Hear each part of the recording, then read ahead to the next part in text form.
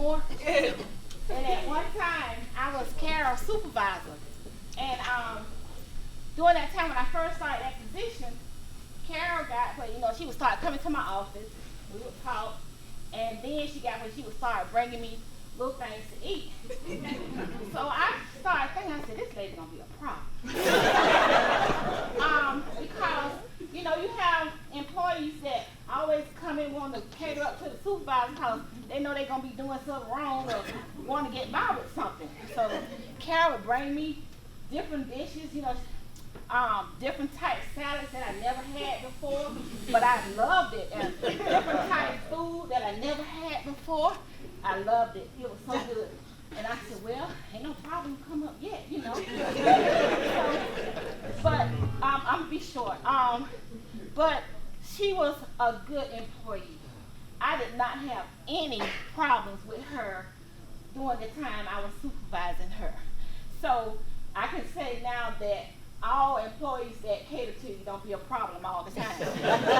But when I got ready to retire, she come to me and she said, well, you done got your retirement dress yet? I said, no, I hadn't got one yet. She said, well, pick out you one and I'll pay for it for you. I said, no, Carol. I said, cause, I got to do it up. I got to be fancy for my retirement, She said, it don't matter, just pick it out. So I picked out something and I showed it to her and she said, that's what you want? I said, Carol, look at the price of that. She said, it don't matter. Order it. I got it. So when I retired in 2016, the outfit that I wore, Carol bought it for me. She is so precious. I mean, it don't matter to her. She's a person that gives. She's a giver. It's not every time people don't need, but she's a giver. That's what she does. And she's been very instrumental to my daughter, my oldest daughter, in her life.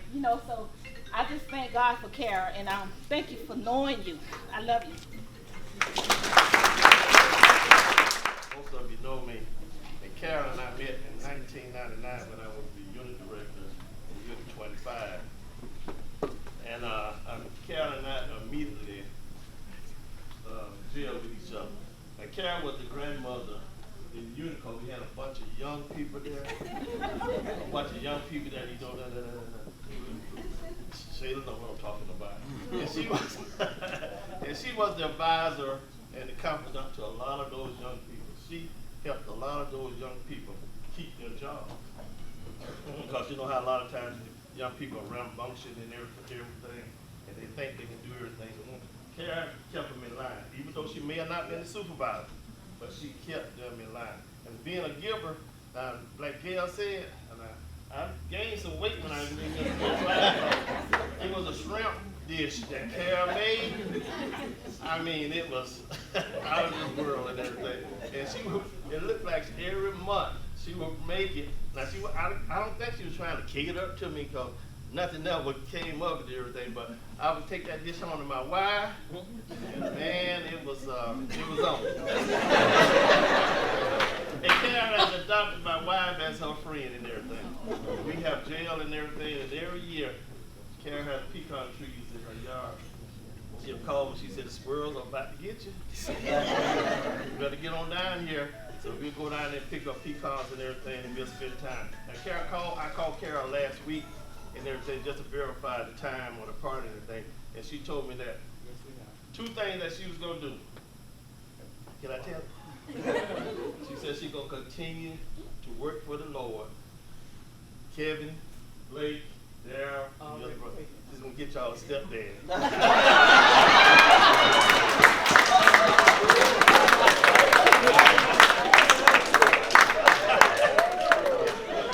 Carol, I love you. Continue to do well and everything. If you ever need me for anything, just let me know, and I'll be there. Okay, I love you. Wow.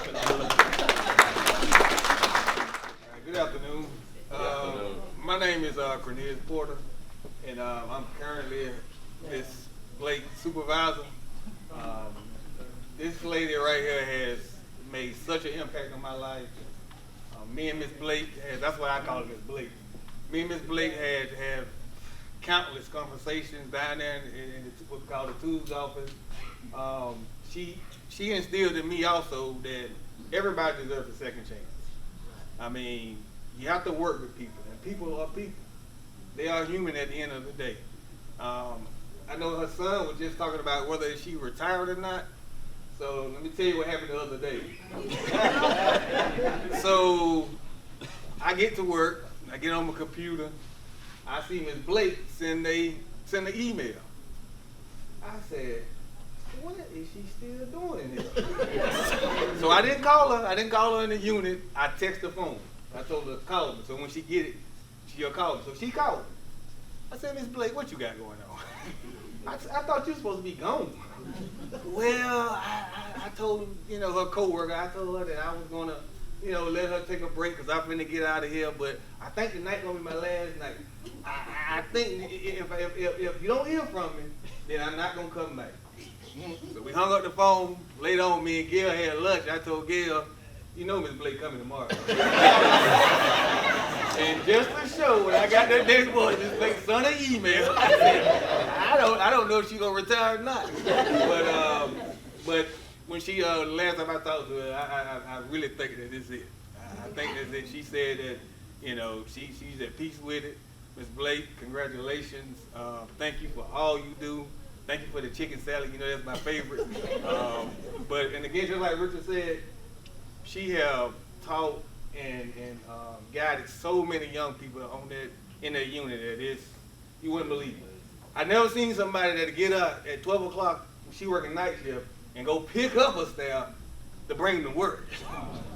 That's unheard of. That is unheard of, and she'd have done it several times.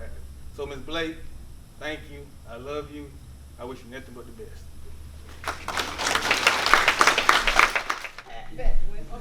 And I'd like to say, Carolyn and I, we're good friends. I'm going to miss you, Carolyn. And one thing y'all didn't know, Carolyn lived in Sam. I come to work and she went there, especially when she got sick. I asked the co-worker, I said, you heard from Carolyn? She said, no. I said, well, now we got to find out where Carolyn lives. I know she by there at Sam. We just going to have to buy her a bed so she'll be there, because every time she goes to Sam. But you know what? She was shopping for me too. Never wanted me to pay her. I said, no, I can't do that. Stuff, it was costing. And I know it cost her. And a lot of times when she wouldn't go, she said, well, Miss Pat, I'm going to call my sister, whichever the sister it was, and I'm going to get her to get some of your stuff too. And even when she was out sick, and I said, well, where's Carol? You know where she be? Singing. She be at singing. She'll call me, Pat, I'm on my way to bring you stuff. Carolyn, you don't have to come up here and bring it. Look around, she turn around where I'm parked at with a car full of stuff. And I still got a lot of stuff. My son died 7 months ago. And I still got a lot of stuff that Carolyn bought me. And Carolyn, I'm going to miss you. I love you. I always remember you in my heart. And I love you as my daughter. Look at Carol when I talk. Hey, Carol, because I need to tell this. Everybody telling this story and everybody is right on point, right? But Carol and our friendship is basically a one-way street. Isn't it, Carol? Right. She fusses at me all the time. Natalie, you never called me. But I was thinking about you and I call you, and she constantly called me. If it wasn't for Carol, I wouldn't be here. We wouldn't be friends. She constantly keep up with me. Where you going? How's your daughter? Everybody's all right. How the grandchildren? You didn't call me. I know, Miss Carolyn. I'm so sorry. And I continue to be sorry. And she continued to call me and make sure I'm all right. Guess what, Carol? I made it.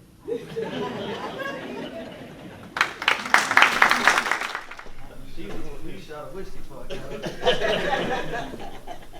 Good evening, everybody. My name is Ron, and Miss Carol adopted me as her godson a long time ago. And that's Shayla over there. Shayla called her auntie. And but that's another one of her daughters there as well that she's adopted. It's so much I can say about Miss Blake, but a lot of y'all done already said it all. But I'm gonna tell y'all a story or two. A story or two. So, like y'all say, you know, I look at Carol as a friend, a mother, and a friend that I never had, and even a much more greater friend, or whatever you want to say, because she's one of the most realist and genuine people you could ever meet.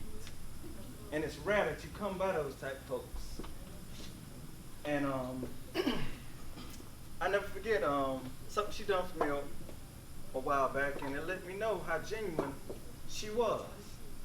And ever since then, we've been good friends. And we can talk on the phone. I mean, just have general conversation, you know, like me, I'm a young guy. Of course, you know, Carol's older than me, but we can talk and have conversations and relate to each other about how we feel about things. Just have general conversation. And I'm getting a bit emotional now, whatever, because it ain't nothing she wouldn't do for me. And it's nothing I wouldn't do for her.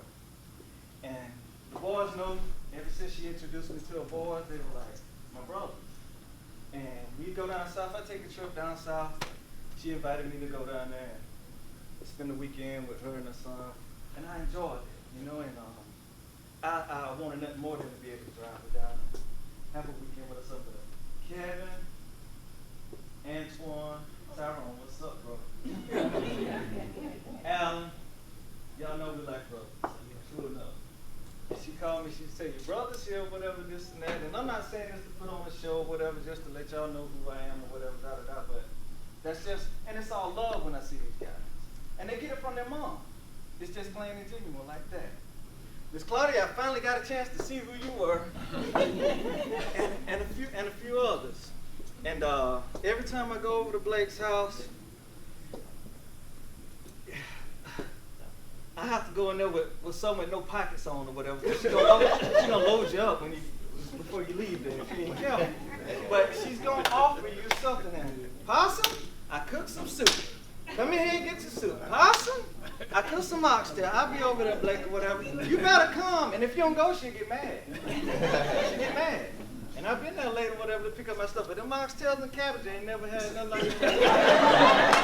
I ain't lying, is it? They know. They know. So, and she's got a free heart. She just got a free heart. She's willing to give to anybody, any and everybody. And so, I don't go hungry. You know, when she cooks, I mean, we got food to eat too, what Brittany knows. So, when I go fishing, I got one. Carol Blake. Got another. Carol Blake. Got another one. Carol Blake. When I'm gonna catch mine? Because I know where they're going. And she'll call me. She'll say, Possum, you got any fish over there? Yeah, I got some, Blake. All right, she either come by, leave them on the porch in the cooler, whatever for, or either I'll take her some sometime. Maybe a day or two later, she'll call, you got some fish? I said, Blake, I just gave you some fish. What you did with them? I gave them away. I couldn't argue with her. Because she shares. Everything you give her, she's willing to share. You know, she's just that type of person. Blake, we love you to death. It ain't but one of you, and we gonna love you just as long as we can while we're here. And just y'all just know it. To all of us in our presence tonight, best believe she's got nothing but genuine love for each and every one of y'all. May you all be blessed. And Carol, I love you. And you take care and enjoy your retirement. Hey, Ron, thank you. Thank you, everybody that took time to basically speak from the heart. We would love to hear from the matriarch herself, aka the retiree, Miss Carol Blake. Hi, everyone. Hi. Hey, Mother. Listen, I don't even know where to start. First of all, I want to thank each and every one of you for coming. And before I even go any further, everybody want to know what I'm going to do when I retire. What I'm going to do is to sign up to be a full-time pioneer. So we get that part out the way. I'm not going to take long, but I want y'all to know, those of you who don't know about the truth, let me tell y'all something. It has changed my life. Okay? Now, some of you, like Rhonda, Richard, Miss Pat, Gail, Cornelius, Diggs, Ron, you all know the old me. Now, if I can change, Jehovah can help me. You understand? And y'all know. So, he will help you all too. All right? So, we're going to get that out the way. Now, Rhonda. When I first came here, October 2nd, 1998, I know the date, I know the time. The Greyhound bus let me out at the Florida State Hospital. I had $13 in my pocket and four suitcases of clothes. The person that was supposed to get the apartment didn't have the apartment. Fast forward, I met Rhonda the first day on the unit.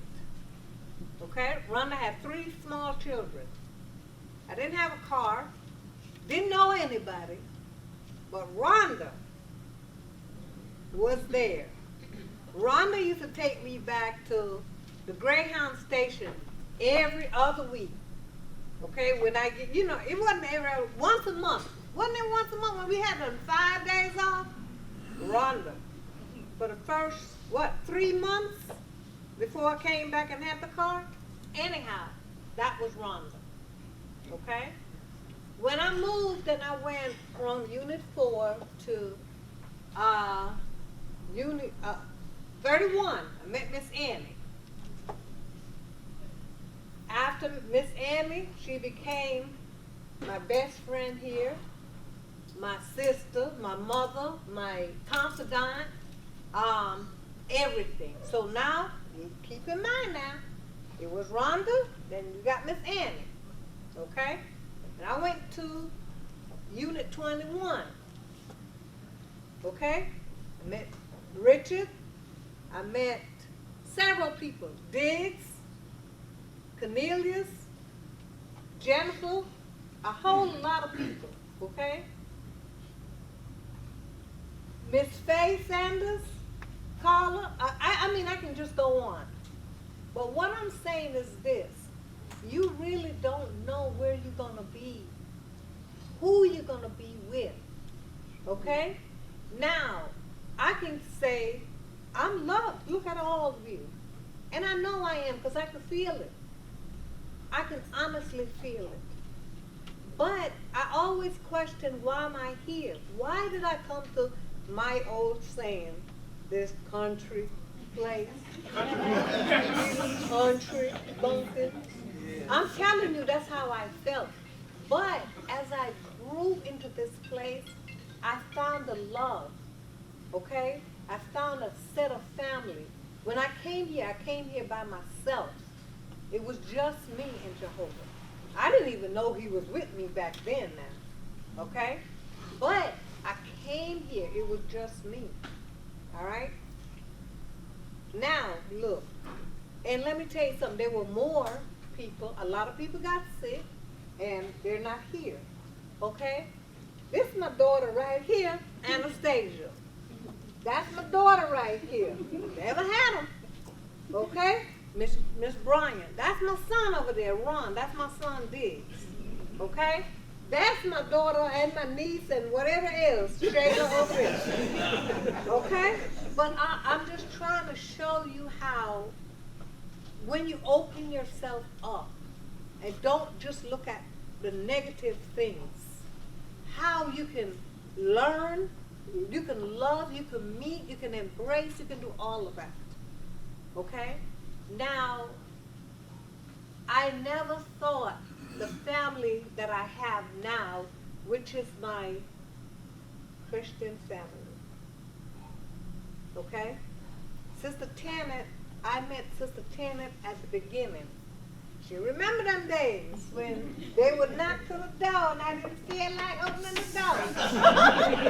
All right? She remember them days. But she never gave up on me.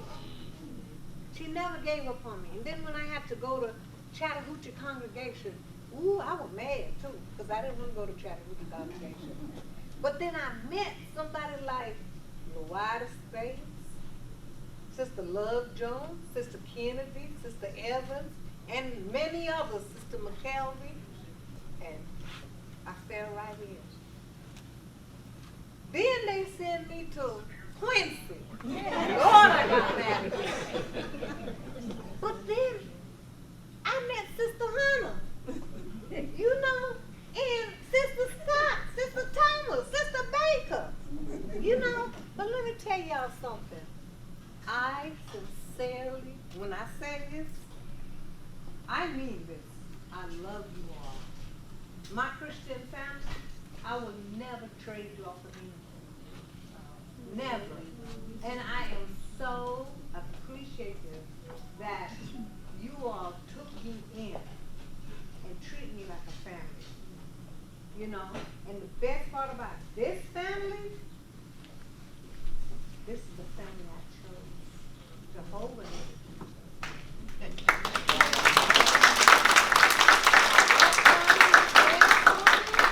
Let me tell you something.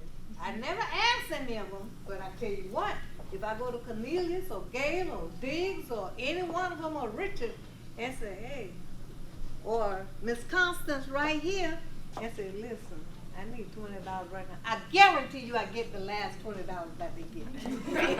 I guarantee you it. You know, but Miss Faye over there, let me tell y'all something. I don't even know where to start how all of you played a part in my life. It's not just one. It's not just my niece over there. Don't let me cook some pork chop and give it to somebody. She gonna fuss me about it. You know, the truth. But let me tell y'all something.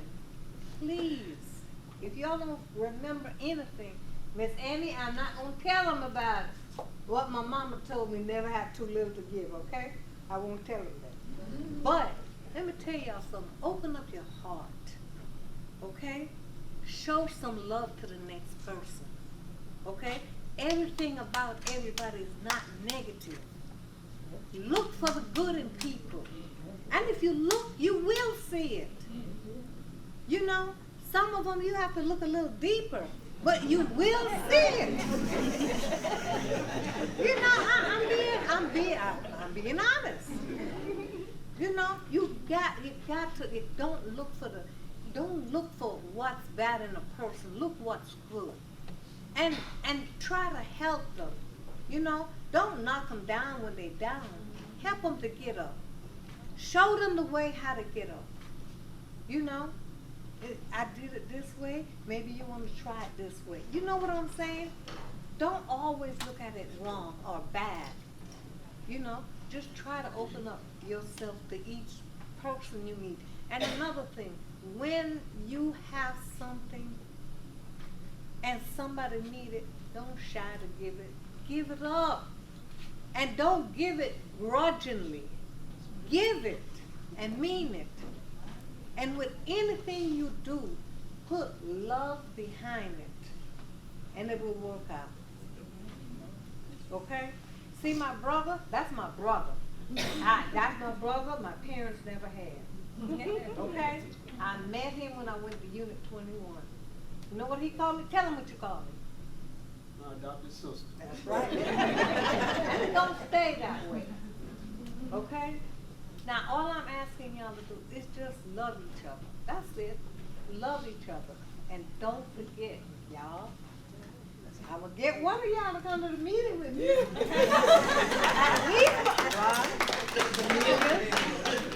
Y'all come to the meeting with me. I ain't playing. Now, Miss Sharon, you know I love you. Okay? All right? And I love you too.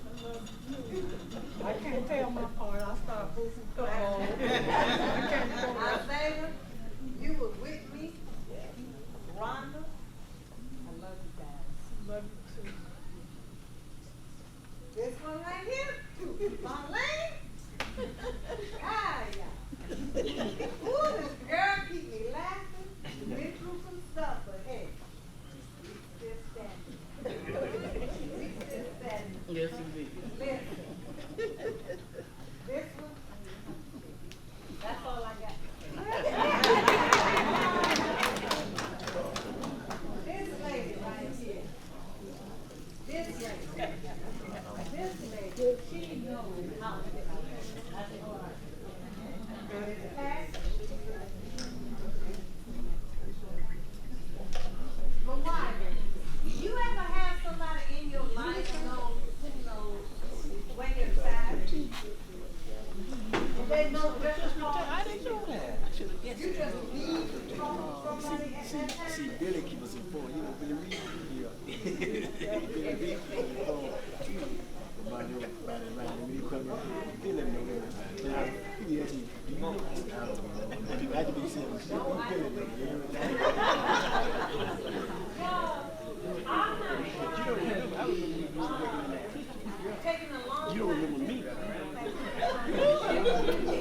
But your book was still from Willie P. I'm not trying to make it long, Them was your title. but I just want y'all to know how much I appreciate y'all. And God knows I love y'all. Okay? Y'all know if I didn't mean it, I wouldn't have said it. Okay? I wouldn't have said it. I wouldn't have said it. And like I said before, those of you who haven't tried Jehovah, please try Jehovah. Because if he did it for me, he can do it for you. Okay? And y'all know I'm just a phone call away. I ain't coming to work and I ain't going to Sam's.